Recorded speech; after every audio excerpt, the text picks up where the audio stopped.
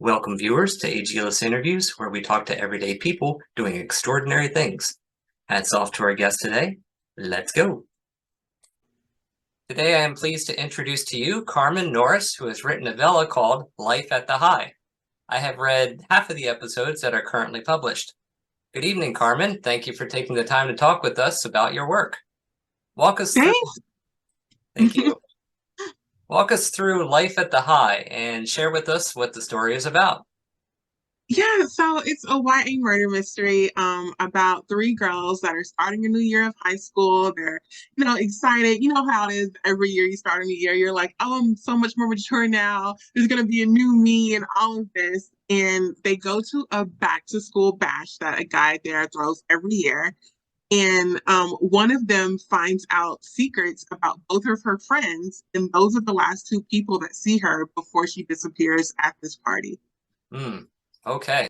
Looking at the cover, what I like is that the reader gets a real sense of the setting, which is at the high school, and the characters as well. So far, what I've read, I'm familiar with Janelle, Miko, and Charity. I see there's a fourth here. Is there another character we're going to meet? Yes, Kayla. So I've actually written a lot of this out. So if we get to later in the story, it's gonna become more about Kayla. So she'll kind of come in later, but we'll kind of see her like as it goes on here and there with the main three girls, and then it'll kind of switch over to being more her story. Okay. And that was going to lead into my next question. Is there going to be one main character, or is this going to switch between those characters? Yeah, it'll switch between all of them. I would say if I had to pick one main, it would probably be Charity. We see a little bit more of her than the other girls, but we'll get like everyone's point of view and they'll all kind of have their own storylines. Nice. And what is the best thing about being a writer, would you say? Um, I would say it's creating kind of getting to correct wrongs in the real world that I can't actually change.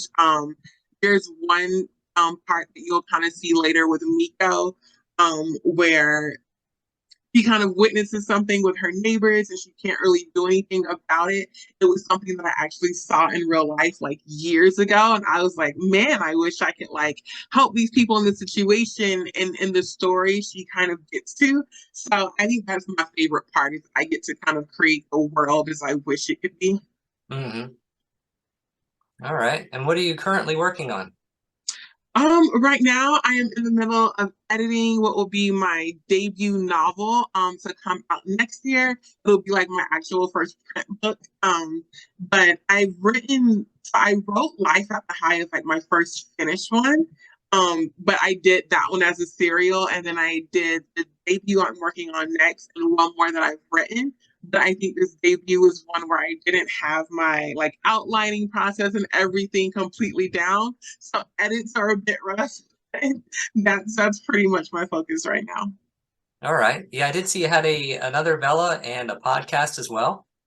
Yes, the other one is something I actually wrote for an app several years ago now, 7 or 8 years. And it's kind of in the form of like text messages. And yeah, I have a podcast called Bad Alibi Podcast, and it's short stories that I write and I read it. I kind of treat it like a mini audio, but just quick snippets of like stories that I create. Great. And what advice would you have for aspiring writers? Um, I would say, don't feel pressured to create one way. I know there are a lot of things that you'll hear, especially from like bigger authors, smaller authors that always get repeated, like, to be a writer, you have to write every single day and all of that. And for a lot of people, it may not be realistic. Like maybe you have kids, you're going back to school, you just have other things to go on. And maybe it's like, at every Wednesday and Friday, I can find 30 minutes to write. And if that works for you, like you're still a writer. So I would just say find the way that works for you, that feels most natural to you and not just what you think you have to do. Definitely. So who are your favorite writers and what is it that you like about them? Oh gosh. I mean, just to name a few because I can go on forever.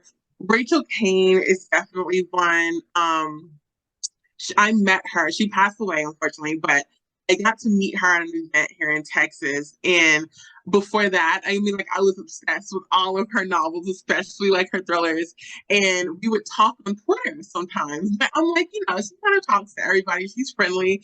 And I went to this event and she looks at me and she goes, "Oh, hi, Carmen." And it just blew my mind. I just stood there like a dope, like, what? Like I can't even speak because I'm like, you remember me. She's definitely my favorite. And I think from that it really taught me how I want to make my future fans feel when I get to meet them. Like I want to like, I don't know if I could like remember everyone as well as she could. She was so sharp, but like I would say, yeah, definitely my favorite and my favorite like author, meeting moment too. Definitely. It's always nice when you get to meet your celebrities. It's a once in a lifetime story you can always tell others as well. Yeah. What is it about the Vella format that you like?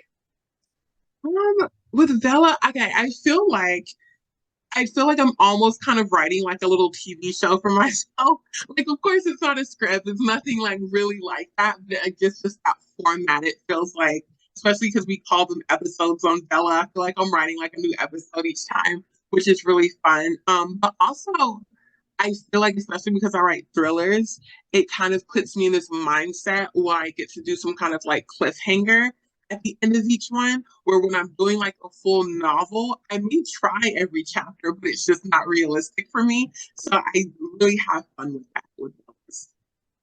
Who are the friends and family who have supported you in your writing?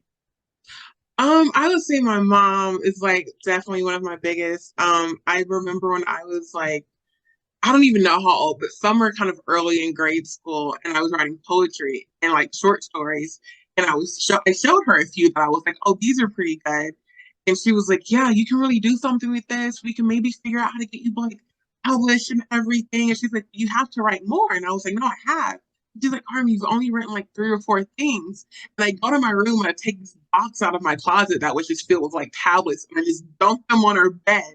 I was like, no, really, I've been writing so and her eyes just got so big. Like, what is this? Because I guess, I hadn't really said anything. I just kind of been doing it. And I was just showing her the stuff. And I was like, okay, this is like, like I can show this to people. Like, this is decent. So she's always been a supporter. My sister and brother, they didn't ever care to really read anything I wrote, but they would, like, the supportive types that would be like, this is good. You should keep going. Like they would say the nice thing, but they weren't going to sit there and like, read a whole 3-page story or anything. They were just like, get that away from me. And then I would say my husband, we've been married a few years now, and he like I'll go to like a work event with him. And his coworkers would be like, "Oh, I heard about your podcast. I heard you're doing this," and I'm like, "I didn't know you told," like all of these people. So he's kind of like like I didn't realize he was talking about it so much, but then like I find out like yeah, he's like silent, but like, my personal marketer. Sure. So yeah, definitely them. It's nice to have that family support behind you. True, yeah. Are there any places that you like to visit? Um, we like to go on road trips a lot. We're in North Texas now, and Austin is like definitely a favorite of ours. Like just the whole vibe there is so much fun. But I do want to like go out the country more. Like I would love to visit Tokyo one day. I feel like the technology there, just everything would just be so cool to check out. Sure. Do you have any pets? Yes, one that is sleeping over here. A little dog named Rocco. He is 9 years old now, like the sweetest little guy. He is a Chihuahua Jack Russell Terrier mix and like a complete lap dog. Like just wants to like get all the cuddles, like all just the time. If you're not petting him, he will stick his little like head under your hand and like walk under it. So you have to rub your hand across his back. Like he's all about the affection. He helps you out with the petting. That's great. Yeah, yeah. Like I'll do this for you. Sure. Do you have any favorite movies, books, comics, or TV shows? Oh gosh, I am like a super fan of Shonda Rhimes. So Scandal and How to Get Away with Murder, they're both off the air, but I will still go back and watch because those were just like I feel like she took what I want from like novels and just put them in a TV show. Those are definitely some of my favorite books. Shari Lapina is definitely one of my favorite authors. The Couple Next Door it was like blew my mind. It was definitely one of those where it's like 4 in the morning and I'm like, I'm gonna be tired tomorrow, but I gotta keep reading. Yeah, I love her books. Excellent. For the characters that are in Life at the High, can you give us a brief rundown about what their different personalities are like? Yeah, so we'll start with Charity. She is really the type that's like very ambitious. She wants to go into politics when she's older. She's very serious. But she also is kind of struggling because she has a secret boyfriend and she's trying to deal with that. So while she has like, different sort of ambitions as a person, of course she's still in high school. She's still trying to like learn about herself, kind of growing and like figuring out who she is, coming into her own. Then there is Janelle, who is like the super awkward, quirky, like the kind of weird one, but she owns it. Super fun girl to have around. And I feel like in school kind of looked at as the outcast, but she has really popular best friends. So she's just her own person. You just love Janelle.